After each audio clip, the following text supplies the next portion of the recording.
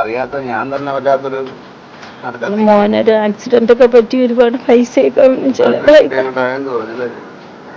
ഒരുപാട് പൈസയായി. അവരിത്ര ഇങ്ങനെ ഇത് ചെയ്യൂന്ന് ഞങ്ങൾക്കൊരു സൂചന ഉണ്ടായിരുന്നില്ല.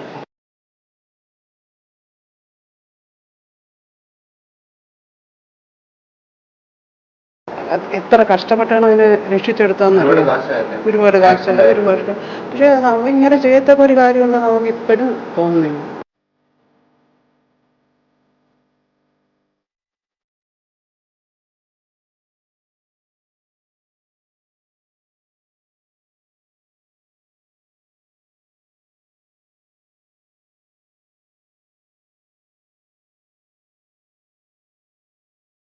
നമസ്കാരം. സങ്കടകരമായ വാർത്തയാണ്.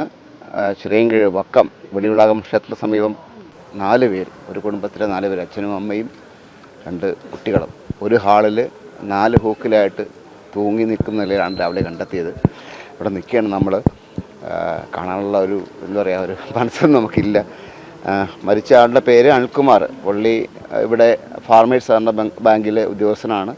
അതുപോലെ തന്നെ വൈഫ് തിരുവനന്തപുരം നിയമസഭയിൽ താൽക്കാലിക ജീവനക്കാരിയാണ്. ഹർഷയും ആകാശം 24-21 വയസ്സുള്ള 2 പേര്. അതിൽ മൂത്തയാൾ BCom കഴിഞ്ഞു, ഇളയാൾ BTech അവസാന വർഷമായിരുന്നു. അവർക്ക് ഒരുപാട് സാമ്പത്തിക ബാധ്യത ഉണ്ടെന്നാണ് ഇപ്പോൾ നമ്മൾ അന്വേഷിച്ചപ്പോൾ അറിയാൻ കഴിഞ്ഞത്. കാരണം ഈ മകൻ എന്തോ ആക്സിഡൻ്റൊക്കെ ആയിട്ട് കുറേ കാശൊക്കെ ആയി. പിന്നെ ഈ വീട് വാങ്ങിച്ചൊരു കടവുണ്ട്. എത്ര കടവുണ്ടായാലും അവരുടെ തീരുമാനം ഭീകരമാണ്. നടുക്കം മാറുന്നില്ല, നാട് നടുക്കം മാറുന്നില്ല. നമ്മുടെയൊക്കെ മനസ്സിലൊരു വലിയ നടുക്കമായിട്ട് നിൽക്കുകയാണ് ഈ ഒരു വാർത്ത.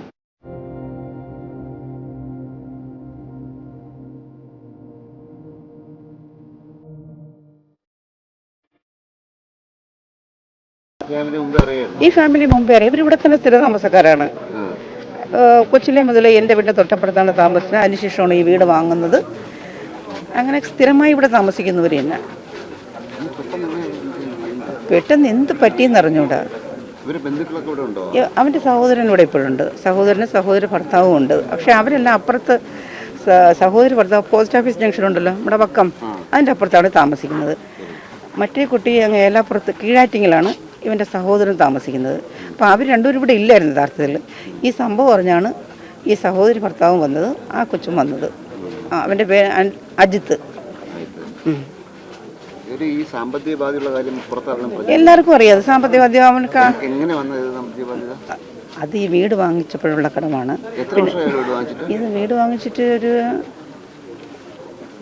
10-12 വർഷമൊക്കെ അറിയാം. 10-12 വർഷമൊക്കെ ആവും ഈ വീട് വാങ്ങിച്ചിട്ട്. എന്ന് വെച്ചാൽ എൻ്റെ വീടിന് മുമ്പ് താമസിക്കുമ്പോഴാണ് അവർ ഈ വീട് വാങ്ങുന്നത്. ഇപ്പം കുഞ്ഞുങ്ങളെല്ലാം കൊച്ചുങ്ങളായിരുന്നു, കുട്ടികളായിരുന്നു. ഒരു 4-5 ഒക്കെ പഠിക്കുമ്പോഴാണ് അവർ ഈ വീട് വാങ്ങുന്നതായിട്ട് എനിക്കറിയാം. പിന്നെ കടം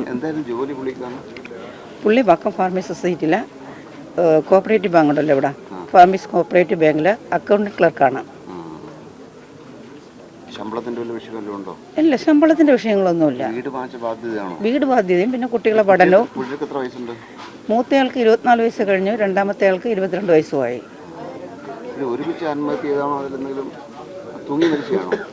ഇവര് ഇവിടെ വൈകുന്നേരങ്ങളിൽ കണ്ടവരുണ്ട്. എങ്ങനെ തൂങ്ങിയാണ് നിൽക്കുന്നതാണ് 4 പേരും തൂങ്ങി നിൽക്കുന്നതാണ് എല്ലാവരും കാണുന്നത്. എങ്ങനെയാണെന്നുള്ളത് ആർക്കും അറിഞ്ഞൂടാ. ഒരേ റൂമിൽ ഹാളിലാണ് നിൽക്കുന്നത്. ഒരു റൂമിൽ ഹാളിൽ 4 തൂണുകൾ, 4 ഹൂക്കുകളിലായിട്ടാണ് 4 പേരും നിൽക്കുന്നത്. എല്ലാവരും സുഹൃത്തുക്കളാണ്. നമ്മളെല്ലാം പാർട്ടിയിൽ ഒന്നിച്ച് വർക്ക് ചെയ്തുകൊണ്ടിരുന്ന പാർട്ടിയിൽ, കമ്മ്യൂണിസ്റ്റ് പാർട്ടിയിൽ.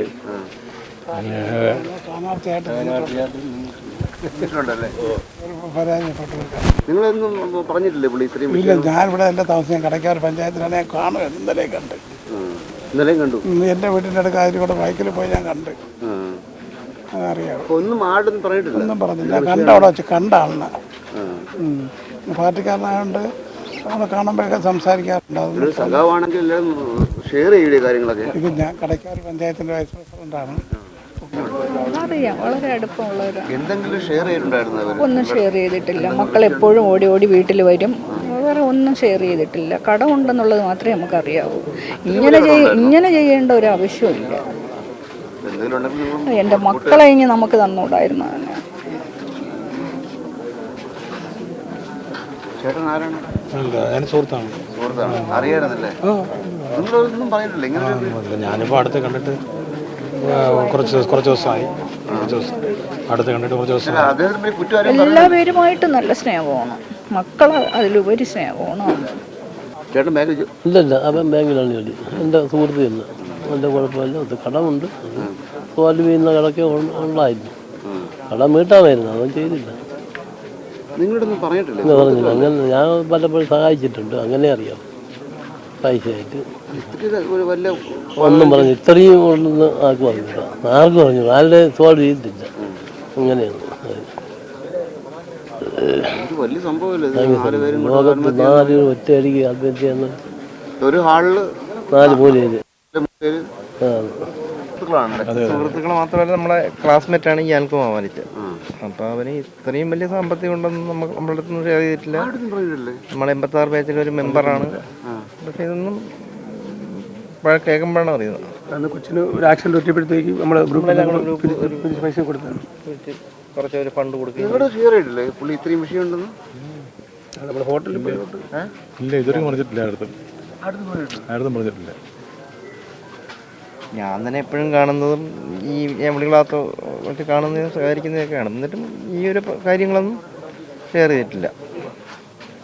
ഇത്രയും വലിയൊരു സംഭവം എന്ത് കടമുണ്ടല്ലോ നമുക്ക് തീർത്തുള്ളൂ. ആൾക്കാർ പിന്നെ അല്ലാതെ അവരെ പിള്ളേർ ഇത്രയും പഠിത്തമായില്ല. ഇനി ഒരു 5-6 വർഷം കഴിയുമ്പോൾ അവരൊരു ലെവലാകുമ്പോൾ ഇവരുടെ കടമില്ല. അപ്പൊ പിന്നെ എന്തെങ്കിലും ഒരു ഇത് എന്തോ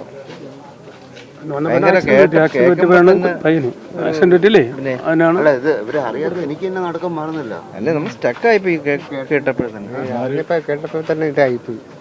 ഇന്നലെയൊന്നും കണ്ടതാണ് ഞാൻ. വിജയ് അല്ലാതെ വേറെ വിഷയമുണ്ടോ? ഒരു കടമല്ലാതെ ഒന്നും അറിയില്ല. അന്വേഷിച്ച് കണ്ടെത്താനേ പറ്റുള്ളൂ. അന്വേഷണത്തിൽ കൂടെ കണ്ടെത്താനേ പറ്റുള്ളൂ. ഇവർക്ക് ആരൊക്കെ ബന്ധുക്കളൊക്കെ ഉള്ള അറിയാമോ? ബന്ധുക്കള് അനിയനുണ്ട്, അവന് അനിയത്തിയുണ്ട്. അവളക്കത്ത് കടയിട്ടിരിക്കും, തുണിക്കട സാരംഗി. അച്ഛനും അമ്മയും ഇല്ല.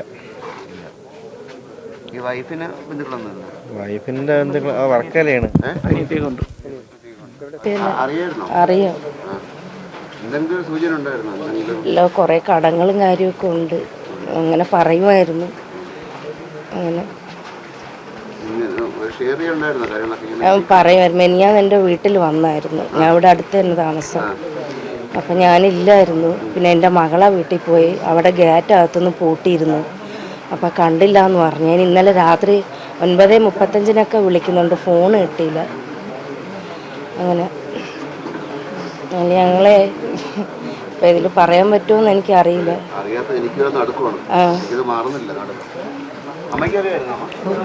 അറിയാമല്ലോ, അവനെ അറിയാത്തവരാരുണ്ട്?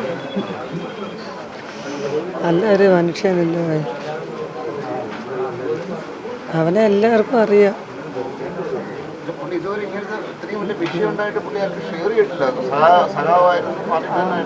കടങ്ങളുണ്ടായിരുന്നു, അതിങ്ങനെ പറയുമായിരുന്നു. ഇപ്പം മകനും ഒരു ആക്സിഡൻ്റ് ഉണ്ടായി. അപ്പോൾ അതിൻ്റെ രണ്ടാമതൊരു സർജറി ചെയ്യുമായിരുന്നു. അപ്പോൾ എൻ്റെ വീട്ടിൽ വന്നു. ഞങ്ങൾ അതിൽ ഞാൻ കുറച്ച് ഗോൾഡ് കൊടുത്തിട്ടുണ്ടായിരുന്നു മൂപ്പർക്ക്. അപ്പോൾ മെനിങ്ങന്ന് ഞാൻ പിന്നെ കൊട്ടിയം കിംസിലായിരുന്നു ഞാൻ. അപ്പോൾ എനിക്ക് വീട്ടിൽ പൂട്ടിയിട്ടായിരുന്നു. ഇപ്പോൾ ഒറ്റയ്ക്കാണ് താമസം. അപ്പോൾ ഇന്നലെ ഞാൻ വിളിച്ചിട്ട് ഫോൺ എടുത്തില്ല. കോൾ ലിസ്റ്റിലുണ്ട്. അപ്പോൾ ഞാൻ വിളിക്കുമായിരുന്നു, വിളിച്ചിട്ട് ഫോൺ കിട്ടിയില്ല. ഫോൺ കിട്ടൂലായിരുന്നു. കണ്ട അനിൽകുമാറാണോ? ഓ, അനിൽകുമാർ വക്കം. ഓ അതെ. അത് ബഹുണൻ എന്നാണ് വിളിക്കുന്നത്. ബഹുണൻ. അതിന് ട്രിവാൻഡ്രത്ത് ജോലിയുണ്ട്. ഞങ്ങൾ ട്രിവാൻഡ്രത്ത് ഒരു കൺവെൻഷൻ ഉണ്ടായിരുന്നു. ഇപ്പോൾ ഞങ്ങളെല്ലാവരും കൂടി ഒരുമിച്ചാണ് ഇവിടെ നിന്ന് തന്നെ വക്കത്തുനിന്ന് ഒരു ബസ്സിൽ പോയി. രാത്രി 10:30 ഞങ്ങൾ എത്തുന്നത്. അന്ന് ഷീജയും 2 കുട്ടികൾ നമ്മളെ കൂടെ ഉണ്ടായിരുന്നു. അവരിത്ര ഇങ്ങനെ ഇത് ചെയ്യുമെന്ന് ഞങ്ങൾക്കൊരു സൂചന ഉണ്ടായിരുന്നില്ല. എനിക്കിത് തരാനുണ്ട്, പക്ഷെ ഞാനൊന്നും പറഞ്ഞിട്ടില്ല.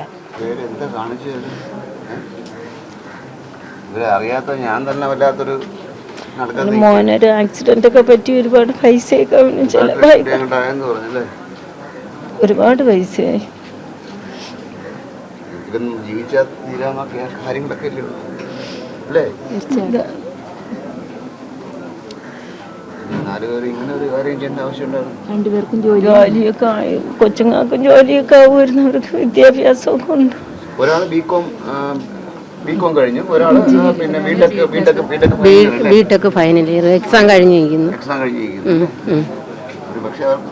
എൻ്റെ മോൻ്റെ കൂടെ പഠിക്കുന്നതാണ് മുസ്ലിയാർ കോളേജിൽ. ജോലി ആയനായിരുന്നു, മക്കൾ നല്ലതായി പഠിക്കും. മക്കളെ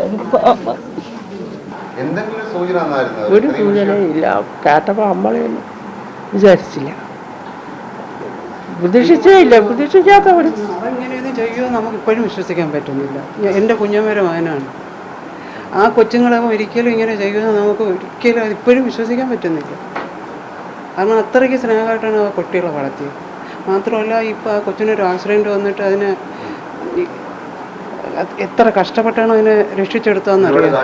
ഒരുപാട് കാശായ ഒരു വർഷം. പക്ഷേ നമ്മൾ ഇങ്ങനെ ചെയ്യത്തക്ക ഒരു കാര്യമുണ്ടെന്ന് നമുക്ക് ഇപ്പോഴും തോന്നുന്നില്ല. ചെറിയ ചെറിയ കടങ്ങളൊക്കെ ഉണ്ടെന്നറിയാം. എന്താണ് ഇതിൻ്റെ പിന്നിലെന്ന് നമുക്ക് ഒരു പിടിയില്ല. അവർക്ക് 40 വരുമായിരിക്കും. 24 മൂത്തതിന് 24 ഇളയന് താഴെയാണ്. ഉയർന്നു വന്നവനല്ലേ, ശ്രമിച്ചു. അവിടെ ഒരു പാർട്ടിയിലൊക്കെ പ്രവർത്തിച്ചു. അതെ, ഇനി 2 വർഷമുണ്ട് അതിന് പെൻഷനാകാൻ. വർക്കിനിപ്പോൾ നന്നാക്കി ചെയ്തുകൊണ്ടിരിക്കുകയാണ്. ഏതാണ്ട് ഒരു 2 ആഴ്ചക്ക് മുമ്പ് ഞാൻ കണ്ടേണ്. എൻ്റെ വീട് ആറ്റിങ്ങയാണ്. അപ്പോഴും അല്ല, വീട്ടിൽ വന്നായിരുന്നു. അപ്പോഴും അവനൊരു ഒരു കാര്യമില്ല, നല്ലപോലെ എൻ്റെ അടുത്ത് പറയാനും സംസാരിച്ചിട്ട് പോയി. ഇങ്ങനെ ചെയ്യത്തക്ക ഒരു കടമുണ്ടാവും. ആ കൊച്ചുങ്ങളാ എന്തൊരാജ തടിമാട കൊച്ചുങ്ങൾ എങ്ങനെ ഇത് താങ്ങാനുള്ള ഇത് തന്നെ അവിടെ വല്ലതും ഉണ്ടാന്ന് നമുക്കറിയാൻ പറ്റും. ആ ആ ഒരു കൊച്ചാണെങ്കിൽ ഇനി 1 വർഷം കൂടെ ഉള്ളു വീട്ടിൽ കഴിയും. ആ ഇളയ കുട്ടി ബികോം കഴിഞ്ഞു. വീട്ടിൽ കഴിഞ്ഞ് 1 വർഷമേ ഉള്ളൂ. കഴിഞ്ഞിട്ട് അവന് പുറത്ത് പോകണം എന്നൊക്കെയാണ് അവൻ്റെ ആഗ്രഹമായിരുന്നു എന്നൊക്കെ ഈ കൊച്ചു അന്ന് പറഞ്ഞായിരുന്നു ഷീജ. മൂത്ത കൊച്ചിനിടയ്ക്ക് അന്നൊക്കെ ചെയ്തെങ്കിൽ ഒരു കാരണം ഉണ്ടായിരുന്നു. മൂത്ത കൊച്ചിന് ബൈക്ക് ആക്സിഡൻ്റായി 3-4 വർഷം, അവന് 2-3 വർഷം വയ്യാതെ കിടന്നു. ഇപ്പം ഇതെല്ലാം ശരിയായി നടക്കാനൊക്കെ തുടങ്ങിയതേ ഉണ്ടായിരുന്നു. വിചാരിച്ചില്ല നമ്മൾ അറിഞ്ഞിട്ടും ഇവനെ സംബന്ധിച്ച് ഇങ്ങനെ ചെയ്യും മുളട്ട് നോക്കിച്ചില്ല. നല്ല എല്ലാവരെയും സമാധാനിപ്പിക്കുന്ന ചെറുക്കനാണ്. എന്നിട്ട് അവൻ ഇത്രയും ബുദ്ധിമോശം ഉണ്ടാവുന്നു. കഷ്ടമായി. എന്തൊരാണ് ഒരു വല്ലാത്ത കഷ്ടം തന്നെ. 4 പേരിൽ ഒരാളെ മനസ്സ് മാറിയായിരുന്നു അല്ലേ? ഭാര്യയുടെ മനസ്സെങ്കിലും മാറിയാൽ മതിയായിരുന്നു. അപ്പോഴും അവള് എന്തുകൊണ്ട് ഇതിനെ എല്ലാവരും കൂടെ ഒത്തു തീരുമാനിച്ചായിരിക്കും. അല്ലെങ്കിൽ പിന്നെ ഇത്രയും വലിയ പിള്ളേർക്ക് പിന്നെ ഇവന് ഈ വീട് വിറ്റാലെങ്കിൽ അവൻ്റെ കടം തീർത്തൂലേ? പിന്നെ ഇനി റിട്ടയർ ആകുമ്പോൾ അവന് കാശ് കിട്ടൂലേ? പിന്നെ ആ കൊച്ചിൻ്റെ ആക്സിഡൻറ്റിന് അതിൻ്റെ ഇതൊന്നും തീർന്നില്ല, ക്ലെയിം ഒന്നും കിട്ടിയില്ല. അതിന് 8 ലക്ഷം രൂപ കിട്ടുകയാണ്. അത്രയ്ക്ക് വലിയ ആക്സിഡൻ്റ് ആയിരുന്നു. കാലൊക്കെ ഫുള്ള് ഇപ്പുറം മൊത്തം മുറിവും, കാലൊക്കെ പൊട്ടി, കുഞ്ഞിൻ്റെയൊക്കെ കമ്പിയുടെ ഭയങ്കര ഇതായിരുന്നു. അതിൻ്റെ ക്ലെയിം പോലും കിട്ടിയില്ല. 8 ലക്ഷം രൂപ കിട്ടുമെന്നൊക്കെ പറഞ്ഞേ. ആവും. കാരണം അത്രയും വലിയ അതിൻ്റെ ശരീരത്തിൽ മൊത്തം ഇതായിരുന്നു. കണക്കിൽ ഒരു പറയില്ലാത്ത എനിക്ക് വരെ ഇത്രയും ഭീതിയാണ്. 4 പേര് ഒരുമിച്ച് തീരുമാനം എടുക്കുക, ഒരു ഹാളിൽ 4 ഹൂക്കിൽ ആത്മഹത്യ ചെയ്യുക. അന്നെന്തെങ്കിലും അന്വേഷിച്ചായിരുന്നു പോയിട്ട്? അന്വേഷിച്ചു. എന്താണ് സംഭവം? ഈ കടക്കണിയാണോ എന്നാണ് ഇവിടെ പൊതുവെ ഒരു സംസാരം. അത് നമ്മളറിയത്തക്കൊണ്ടും വേറെ ഒന്നുമില്ല. നേരത്തെയൊക്കെ അവൻ ഈ അടുത്ത സമയത്തായിട്ട് വലിയ വിഷമത്തിലായിരുന്നു. അവനെ ശ്രദ്ധിക്കുമ്പോഴൊക്കെ കാണാമായിരുന്നു. കാര്യം എന്തെന്നുള്ള അറിയാൻ വയ്യായിരുന്നു. ഇപ്പോൾ ഇവിടെ തിരക്കിപ്പോൾ നാട്ടുകാരെല്ലാം വേണം പല ഇങ്ങനെ ചെറിയ സാമ്പത്തിക ബുദ്ധിമുട്ടുണ്ട്. അതെ, അങ്ങനെയൊക്കെയാണ്. എന്തായാലും സഹിക്കാൻ പറ്റാത്ത അല്ല, ഇയാൾ പ്രത്യേകമായിട്ട് ആരുടെ ഷെയർ ചെയ്യുന്നൊരു പ്രകൃതക്കാരനല്ലായിരുന്നു. അതാണല്ലോ ഇങ്ങനെ സംഭവിക്കുന്നത്. ഇതൊക്കെ ഇങ്ങനെ തീരുമാനം എടുക്കാൻ തന്നെ ഭയങ്കര മനസ്സുണ്ടെങ്കിലേ പറ്റൂ, ഇല്ലെങ്കിൽ പറ്റൂ. 4 പേര് ഒരുമിച്ച് ഒരു തീരുമാനം എടുക്കുക, അന്നത് അതെല്ലാം നല്ല പ്രായപൂർത്തി ആൾക്കാർ, കൊച്ചിനായിട്ട് 20 വയസ്സൊക്കെ പിള്ളേരൊക്കെ ഉണ്ട്. അതെ അതെ കറക്റ്റ്. ഒരാളെങ്കിലും മാറി ചിന്തിച്ചെങ്കിൽ അതെ അതെ അതെ കറക്റ്റ്. അപ്പോൾ അവർ കൂട്ടാട്ടെടുത്ത തീരുമാനമായിരിക്കണം, അല്ലാതെ പിന്നെ അങ്ങനെ നമ്മളെ വലിയ വിഷമത്തിലാണ്. ആ പയ്യനെ മുഖമാണ് ഇരിക്കണം, മോൻ്റെ അനിയരേക്കാളും അവന് ഇടയ്ക്ക് ഞാൻ കണ്ടിരുന്നു, ഇപ്പോൾ ഒരാഴ്ചക്ക് മുമ്പും കണ്ടിരുന്നു. ബാലസംഘത്തിലുണ്ട്. അങ്ങനെ എല്ലാ കാര്യത്തെയും വിളിക്കുകയും സംസാരിക്കുകയും ചെയ്യും. നല്ല പയ്യനായിരുന്നു. ഇങ്ങനെ വരുമെന്ന് നമുക്കും അറിയില്ല, സംഭവിച്ചു പോയി. എന്ത് ചെയ്യും? ആരെയും ആ കൊച്ചുങ്ങളെങ്കിലും വെറുതെ വിടാമായിരുന്നു. അല്ല, ഒരാൾ ഈ 4 പേര്, ഞാൻ അழைക്കുന്നതാണ്, 4 പേര് 4 മനസ്സുള്ള ആൾക്കാരാണ്. ഒരാളൊന്ന് മാറി ചിന്തിച്ചെങ്കിൽ ഇത്രയും. അതെ അതെ അത് തന്നെയാണ് എൻ്റെ അഭിപ്രായം. ഇൻക്വസ്റ്റ് നടപടികളൊക്കെ പൂർത്തിയായിക്കൊണ്ടിരിക്കുകയാണ്. ചില 1.5 മണിക്കൂർ കഴിയുമ്പോഴത്തേക്ക് ബോഡി മാറ്റുള്ളൂ. ആ ഒരു ശവശരീരങ്ങളൊന്നും കാണാനുള്ള ശേഷി നാട്ടുകാർക്കില്ല, നമുക്കില്ല, ആർക്കുമില്ല. എല്ലാവരും കരയാണ്. എല്ലാവരും ഒരേപോലെ നാട്ടിലെ ജനങ്ങളൊക്കെ ഈ വഴിയിലേക്ക് ഒഴുകി വന്നുകൊണ്ടിരിക്കുകയാണ്. വല്ലാത്തൊരു നടുക്കം സമ്മാനിച്ചിട്ടാണ് അവർ പോകുന്നത്. കാരണം അത്രയും വലിയ ഭീകരൊരവസ്ഥ. ഒരു 4 പേരൊക്കെ ഒരു കുടുംബത്തിൽ ആത്മഹത്യ എന്ന് പറഞ്ഞു കഴിഞ്ഞാൽ സഹിക്കാൻ പറ്റാത്ത കാര്യമാണ്. സ്പേസ് വേണ്ടി ക്യാമറമാൻ അരുൺ സാറിനൊപ്പം ശ്രീകുമാർ സൈനിങ് ഓഫ്.